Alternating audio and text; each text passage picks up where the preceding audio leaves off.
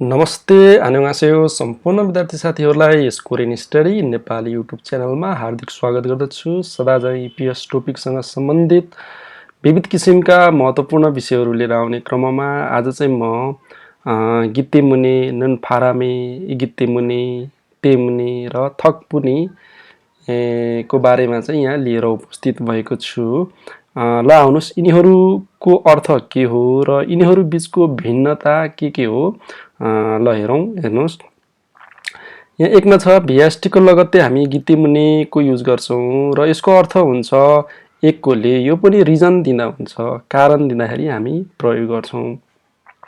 र त्यसैगरी 2 नम्बरमा छ VST को लगत्तै नुन फारामे, यसको पनि अर्थ हुन्छ एककोले, यो पनि रिजन दिँदै युज हुन्छ। तर नुन फारामे चाहिँ जहिले पनि नेगेटिभ रिजन अथवा नेगेटिभ कारण दिँदा चाहिँ प्रयोग हुन्छ। जहिले पनि पछाडी चाहिँ नेगेटिभ चाहिँ रिजल्ट चाहिँ आएको हुनुपर्छ, जुन कुरा अहिले हामी यहाँ तल विस्तृत रूपमा चाहिँ हेर्ने छौं। त्यसैगरी 3 नम्बरमा नाउन प्लस इगितेमुने, यसको अर्थ पनि हुन्छ भएकोले, नाउनको लगत्तै इदा भवमा गितेमुने जोडेर चाहिँ युज गरिन्छ। त्यसैगरी नाउन प्लस तेमुने, ले गर्दा, नाउनको कारणले गर्दा भन्ने हुन्छ। त्यसैगरी 5 मा छ नाउन प्लस थकपुने, ले गर्दा, यो चाहिँ जहिले पनि कसैलाई जस दिँदा अथवा क्रेडिट दिँदा मात्र प्रयोग गरिन्छ। र 6 नम्बरमा छ VST लगत्तै भवेल इन्डिङ भयो भने न, अनि कन्सोनेन्ट इन्डिङ अथवा फाच्छिम छ भने उन, अनि थकपुने, ले गर्दा नै हुन्छ। यो पनि जस दिँदा अथवा कसैलाई क्रेडिट दिँदा मात्रै प्रयोग हुन्छ, जहिले पनि पोजिटिभ वाक्यमा मात्रै प्रयोग हुन्छ थकपुने।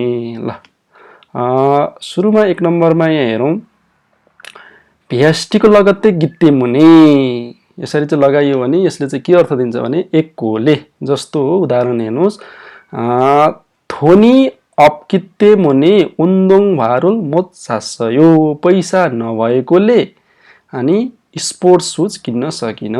यहाँ रिजन दिएको छ नि, स्पोर्ट्स सुज किन नसकेको त पैसा चाहिँ नभएकोले, थोनी अप गितेमुने हो। यसरी चाहिँ रिजन दिँदाखेरि चाहिँ गितेमुनेको प्रयोग गरिन्छ। र एउटा कुरा, गितेमुने पोजिटिभ वाक्यमा पनि युज गरिन्छ र नेगेटिभ वाक्यमा पनि प्रयोग गरिन्छ है, त्यो कुरा चाहिँ ध्यान दिनु होला। त्यस्तै उदाहरण नम्बर 2 मा हेर्नुस्, सुअबी अप गितेमुने छिबे इसयो, कक्षा अथवा क्लास नभएकोले घरमै छु। घरमा किन हुनुहुन्छ, किन घरमै बस्नु भएको भन्ने प्रश्नमा यहाँ यसको एन्सर आउन सक्छ कसरी त, सुअबी अप गितेमुने छिबे इसयो, क्लास चाहिँ नभएको कारणले गर्दा अथवा नभएकोले गर्दा घरमा छु। यसरी चाहिँ रिजन अथवा कारणहरू देखाउँदाखेरि चाहिँ हामी गितेमुनेको प्रयोग गर्छौं। त्यसैगरी उदाहरण नम्बर 3 मा हेर्नुस्, खिगा छाक्कितेमुने हाई हिल सिनयो, हाइट सानो भएकोले हाई हिल लगाउँछु। हाई हिल किन लगाउनुहुन्छ, हाइट चाहिँ सानो भएकोले। खिगा छाक्ता भनेको त हाइट सानो हुनु, अनि छाक्तामा दा फालेर VST बनाएर के लगाएको त गितेमुने, हाइट चाहिँ सानो भएको कारणले गर्दा, ले गर्दा अनि के हो त हाई हिल लगाउँछु भनेर यसरी चाहिँ रिजन दिँदा चाहिँ हामी गितेमुनेको प्रयोग चाहिँ गर्छौं। त्यसैगरी 2 मा हेर्नुस्, VST दा फाल्ने बित्तिकै नन फारामे लगाइन्छ, यसको अर्थ पनि एककोले हुन्छ। यो पनि रिजन दिँदै रिजन दिने बेलामा नै प्रयोग गरिन्छ। तर हेर्नुस्, यसको पछाडी नन फारामेको पछाडी जहिले पनि नेगेटिभ रिजल्ट चाहिँ हुनुपर्छ है, यति कुरा चाहिँ ख्याल गर्नुपर्ने हुन्छ। जस्तो यहाँ उदाहरणमा हेर्नुस्, फिगा ओ नन फारामे खिरी मिकुर वस्यो, पानी परेकाले अथवा पानी परेकोले बाटो चिप्लो भयो। हेर्नु त, बाटो चिप्लो भयो भन्ने त यहाँ नेगेटिभ रिजल्ट छ नि त हैन, नेगेटिभ कुरा छ नि त है। बाटो किन चिप्लो भयो, पानी परेकोले, फिगा ओ नन फारामे हो। यसरी चाहिँ यसले पहिलो उपवाक्यको लगत्तै आउने अर्को उपवाक्य चाहिँ जहिले पनि के हुनुपर्छ त नेगेटिभ हुनुपर्छ अथवा नकारात्मक हुनुपर्छ। त्यसैगरी उदाहरण नम्बर अर्को हेर्नुहोस्, छागा माखिनन फारामे नुजस्यो, गाडी जाम भएकोले ढिला भए।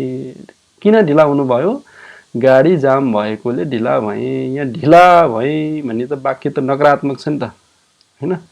हो यसरी चाहिँ नन फारामेको लगत्तै यहाँ चाहिँ नेगेटिभ रिजल्ट चाहिँ देखा पर्नुपर्छ अथवा नेगेटिभ कारणहरू चाहिँ हुनुपर्छ जहिले पनि है त।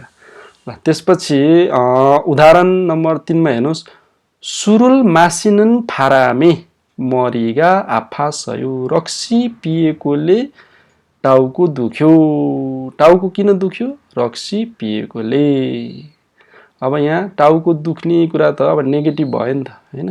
त्यसकारणले गर्दाखेरि यसरी फारामे अथवा नुन फारामेको पछाडि जहिले पनि नेगेटिभ रिजन अथवा यसरी चाहिँ रिजल्टहरू चाहिँ देखाउनु पर्ने हुन्छ। त्यसैगरी अब 3 नम्बरमा हेर्नुस्, नाउनको लगत्तै इगितेमुने लगाइन्छ। यो चाहिँ अब नाउनमा इदा भमा दा फालेर अनि गितेमुने लगाएको हो। यसको अर्थ पनि भएकोले भन्ने हुन्छ। जस्तो यहाँ उदाहरण हेर्नुस्, खाके भन्नुहुन्छ, हाक्योए हाक्सिङ दुरी अप्सयो, स्कुलमा स्टुडेन्ट्स छैनन्। अनि ना भन्नुहुन्छ, फाङहाक इगिते मुन इएयो, भ्याकेसन भएकोले हो। फाङहाक भनेको त नाउन हो नि त। नाउनको लगत्तै यहाँ अब सिधै गिते मुनि लगाउनु भएन, नाउन भएको कारणले इदा भको दा फालेर अनि इगिते मुनि लगाउनु पर्यो। अनि इगिते मुन इएयो, भ्याकेसन भएकोले हो भनेर यसरी रिजन दिने बेलामा चाहिँ युज हुन्छ यो पनि।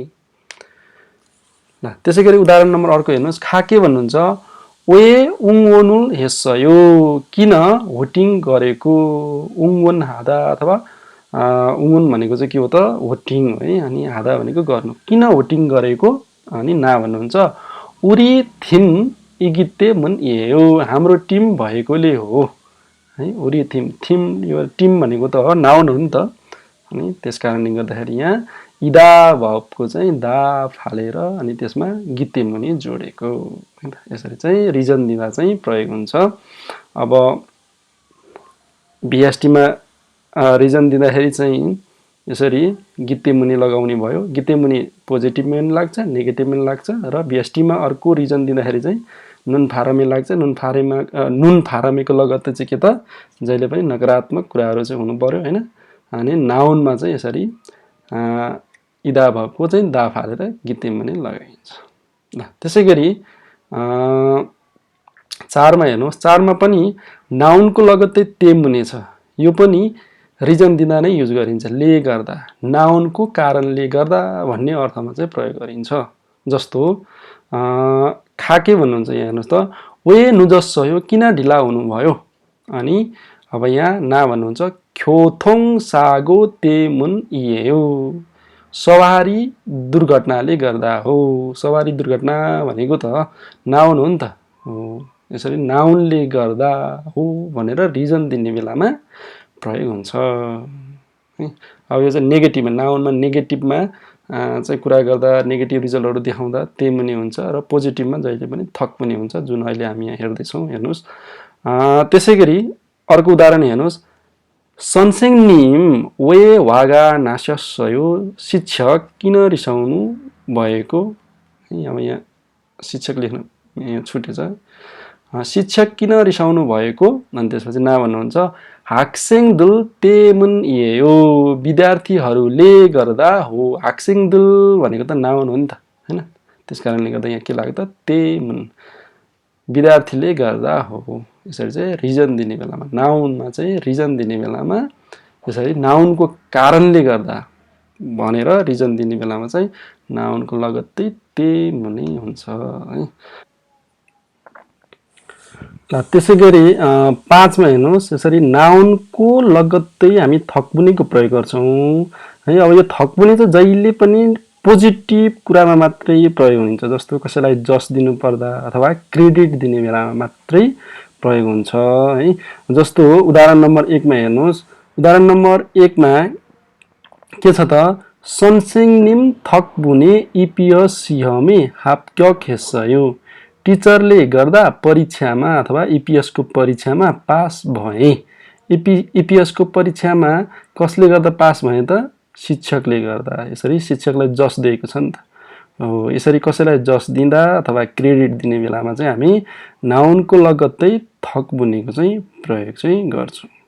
त्यसैगरी अर्को उदाहरण हेर्नुस् इन्टरनेट थक्पुने इन्टरनेटले गर्दा सेङभारी फ्याउने जेसयो लाइफस्टाइल चाहिँ के त सहज भयो लाइफस्टाइल सहज चाहिँ केले गर्दा भएको त इन्टरनेटले गर्दा यहाँ कसलाई जस दिएको छ त इन्टरनेटलाई है अब इन्टरनेट भनेको त नाउन हो नि त त्यसकारणले गर्दा यहाँ के लगाउनु त थक्पुने है त त्यसरी चाहिँ पोजिटिभ वाक्यहरुमा मात्रै चाहिँ हामी थक्पुनेको चाहिँ प्रयोग चाहिँ गर्छौं त्यसमा पनि अब नाउनसँग चाहिँ जहिले पनि यसरी थक्पुनेको चाहिँ युज हुन्छ पोजिटिभ वाक्यमा र त्यसैगरी 6 मा हेर्नुस् अब पोजिटिभ वाक्य पनि हो र कसैलाई जस दिँदा पनि प्रयोग गर्ने हो र त्यसमा यदि vst छ भने चाहिँ हामीले यदि अब vst को एन्डिङ भवेलबाट भएको छ भने नझुन्डाउनु पर्ने हुन्छ र कन्सोनेन्ट अथवा फाच्चिम छ भने उन लगाउनु पर्ने हुन्छ र त्यसपछि थक्पुनेको प्रयोग गरिन्छ र यसको अर्थ पनि ले गर्दा नै हुन्छ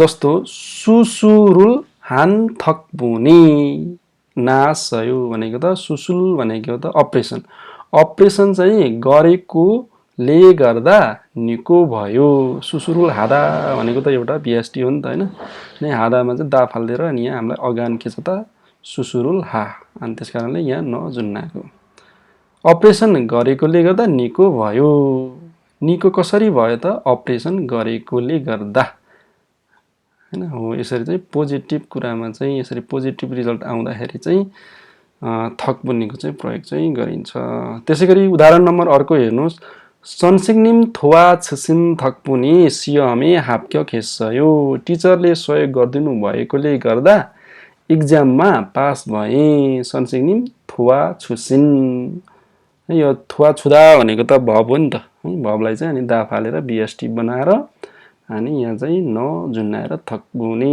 लगाएको हो यसरी चाहिँ कसैलाई जस दिँदा अथवा केही कुराको क्रेडिट दिने बेलामा चाहिँ थक्पुनेको चाहिँ प्रयोग चाहिँ गरिन्छ त्यसैगरी नेक्स्ट उदाहरण हेर्नुस् हरिसिगा हानको के स इर हान थक्पुने थोनमानी फरसयो हरिजीले कोरियामा काम गरेकोले गर्दा के त पैसा धेरै कमाउनु भयो यसरी चाहिँ रिजन दिएको छ उहाँले चाहिँ पैसा कसरी कमाउनु भयो कोरियामा चाहिँ काम गरेकोले गर्दा हो यसरी चाहिँ केही कुराको चाहिँ जस अथवा केही कुराको चाहिँ क्रेडिट अब उहाँले पैसा कसरी कमाउनु भएको त कोरियामा काम गरेकोले गर्दा भनेर यहाँ चाहिँ के दिएको छ त एउटा पोजिटिभ कुराहरु गरेको छ नि त हैन हो त्यसकारणले गर्दाखेरि चाहिँ यस्तो बेलामा चाहिँ हामी थक्पुनेको प्रयोग गर्ने हेर्नुस् त के रहेछ त vst को लगत्तै गितेमुने भनेको पनि रिजन दिने बेलामा युज हुने रहेछ हैन तर यो चाहिँ नेगेटिभ पोजिटिभ दुईटैमा युज हुन्छ अनि नुन फारामे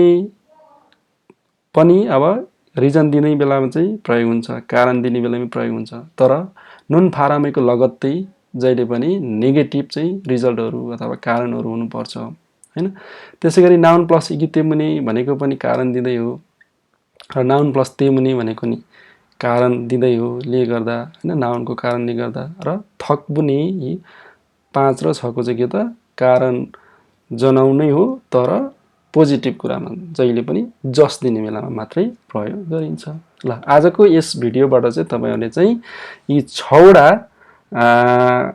ग्रामरको बीचको भिन्नताको बारेमा चाहिँ प्रष्ट हुनुभयो होला भन्ने मैले बुझेको छु र यदि कथम कदाचित तपाईहरुले केही बुझ्नु भएको छैन अथवा कुनै पनि ग्रामर सम्बन्धी भिडियोहरु चाहिँ यदि चाहनुहुन्छ भने कमेन्ट गर्न सक्नुहुन्छ केही सल्लाह सुझाव छ भने पनि कमेन्ट गर्न सक्नुहुन्छ र आगामी दिनहरुमा यस्तै किसिमका भिडियो हेर्नको लागि नजिकै रहेको बेल आइकन थिच्न नभुल्नु होला र यदि बिल्कुलै नयाँ हुनुहुन्छ भने आगामी दिनहरुमा यस्तै किसिमका महत्त्वपूर्ण विषयहरु हेर्नको लागि यस च्यानललाई कृपया सब्स्क्राइब गर्न नभुल्नु होला भन्दै आजको यस एपिसोडबाट बिदा हुन चाहन्छु हस्त नमस्ते 감사합니다